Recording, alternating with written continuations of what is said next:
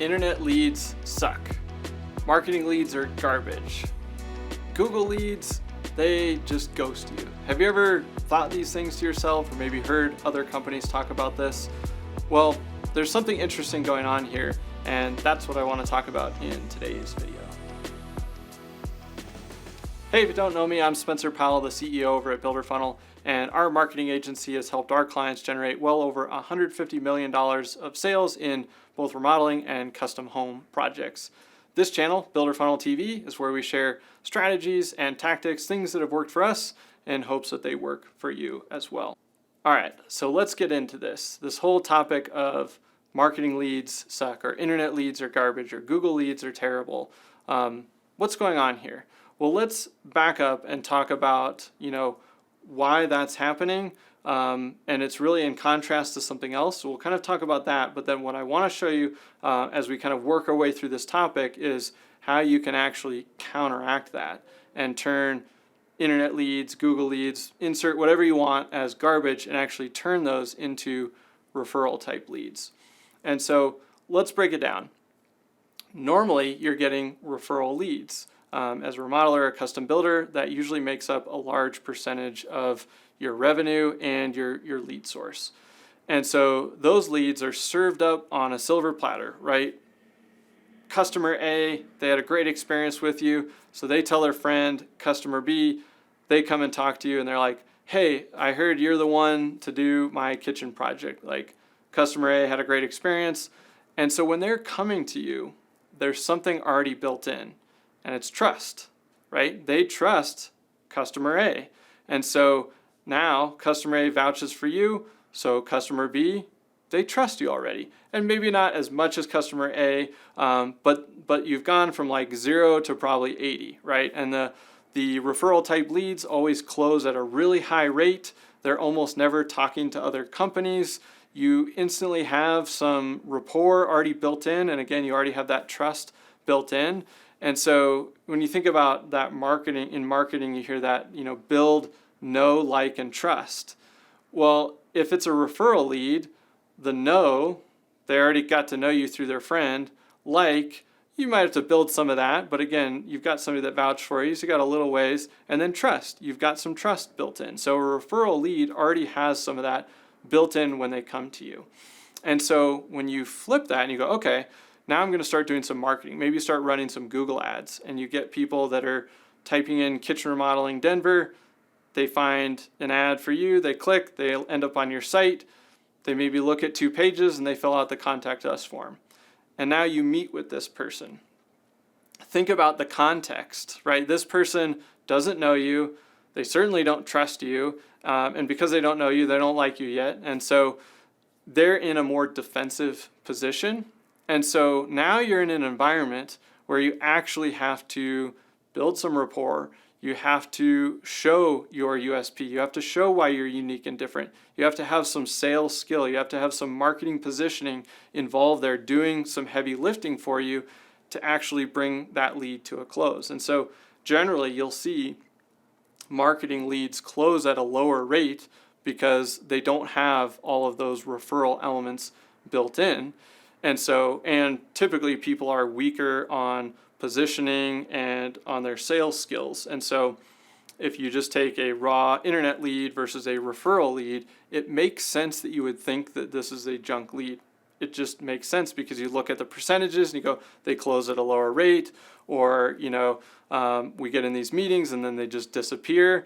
It's like, well, why did they disappear? Sure, some people are just ghosting you, or they weren't going to decide, they never move forward with a project. But probably some people talk to a couple other companies and they just went in another direction. And so you have to look at that and go, how can we increase that close rate? And again, a lot of it comes down to positioning and sales skills through that process. And so that's the first layer that we're dealing with marketing generated leads and referral type leads. But this is the fun part. This is where you can actually start to counteract that. And so when we think about the marketing bucket, there's something that we can do there that will actually turn these leads into referral type leads. I'm not going to say they're all going to be like referral leads, but they will get pretty darn close, and in some cases they'll actually be better. And that is content marketing, education marketing.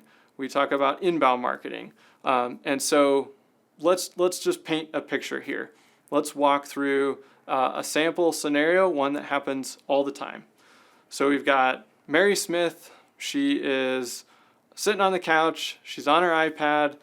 Kids are in bed, and she's on Google. She's thinking about that kitchen she doesn't like, that she'd love to have redone.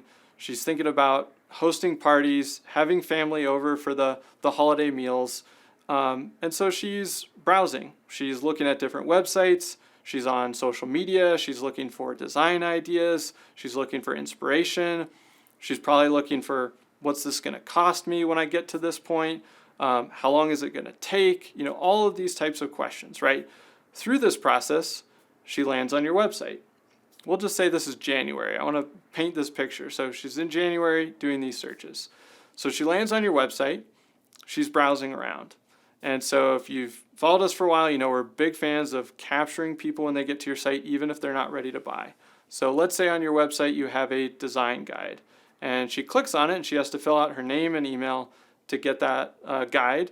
And so now she does that. She downloads the guide. She reads it. It's great. She continues her research process. At this point in time, you've actually generated what we would call a raw lead. And so again, this would be an internet lead where you go, well, this is garbage. And the reason that you would comment on it as being garbage is, one, they just downloaded something. Like, they didn't request a quote. They didn't say they want to talk to us about a project. Like, they're just a tire kicker. They're just researching. So that's one thing that we're thinking about. Or the other one is like, hey, they downloaded the guide, so I tried to email them or call them and say, you know, ask them a question, and they just never replied. You know, they're not interested. And so those are the two things that you're typically thinking about, and that's why a lot of times these leads get associated as garbage or junk. But think about it from Mary's perspective, right? She's sitting here in January. She's not ready to make a decision. She's not actually ready to start the project. She's researching the project. So she's trying to gather information.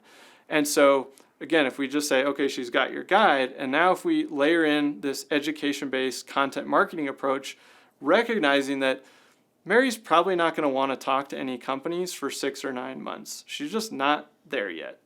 And so what we're going to do as a company is say, great, I'm glad that Mary was on our site. I'm glad she downloaded our guide.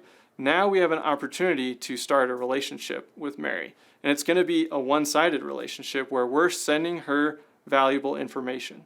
We're going to send her a video on our process, our design build process, and we're going to lay it out.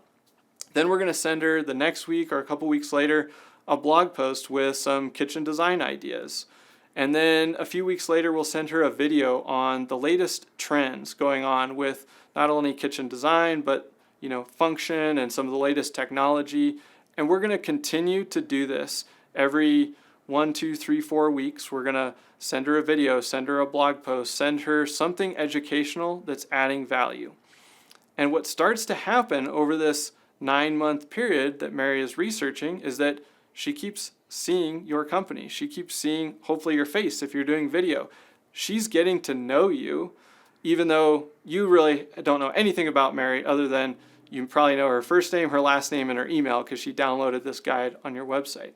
And so what happens is Mary starts to build a relationship with you and a certain trust level with you because you're just delivering so much value to her. And so then you fast forward 9 months and Mary's like, great, my family is ready to start this project. I'm actually ready to reach out to companies and start a sales conversation. So again, we've had 9 months of marketing going on, which is really just Mary thinking about her project and researching. But we've inserted ourselves into the research process and said, we want to be of value to you as you're thinking about this big project. We want to serve you as you're trying to make this big decision for yourself.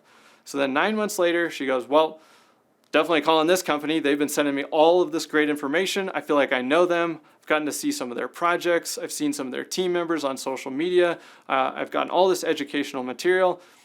She may not even reach out to anyone else. But if she does, she's comparing the other company or the other 2 companies to you because you're the one that's been a part of that journey. And again, if you think about building that know, like, and trust, one of the components of that is simply time. And so let's say you've sent a video once a month for 9 months, and each video was 10 minutes long, and Mary watched all the videos. That's 90 minutes that she's already spent with you. So you're 90 minutes ahead of just familiarity, trust building, education-based, value-driven connection that she's got with you versus anyone else that she talks to. And the reason I'm sharing all this is because if you commit to understanding how buyers buy today, and then building this moat around you, which is, hey, we're trying to serve and we're trying to help all these people that are thinking about remodeling, and they have lots of questions, they have lots of concerns, they don't want to get scammed, they don't want it to happen like it happened to the neighbor, where it just took twice as long, cost twice as much. They've got all of these things going on, and if you can be kind of their North Star, their guide, and providing all this value during that research process, then you will start to attract these opportunities where they fill out that contact us form, and then you actually realize that Mary has been following you, she's been engaging with your company, and when she comes to that first meeting, she's more receptive, she's very open, she already knows a lot about the process, what to expect, and so Mary's going to be in general, better customer. And so I've experienced this for myself, and the difference between somebody that, say, clicks on an ad, it's just like boom, boom, and they get right into the sales process versus somebody that's maybe listened to the podcast for 2 years or watched a whole bunch of videos.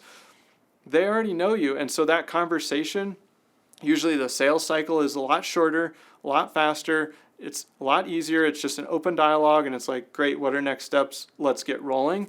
And so that is the North Star of kind of what I want you to think about for your marketing as you think about content marketing, education-based marketing, and having that longer time horizon. And I think that's one of the things that can be a little bit tough about starting this journey. If you're thinking about starting education-based marketing, is you really have to put yourself in the shoes of that prospect and say, my goal here when I release all this content is actually to meet people at the beginning or in the middle of their research process, which means months and months could go by where you could have somebody in your email database following your content and they're not actually a sales ready opportunity yet. But if you commit to that, you will start producing more and more marketing generated leads that act more like referral type leads. All right, guys, we'll see you next time here on Builder Funnel TV.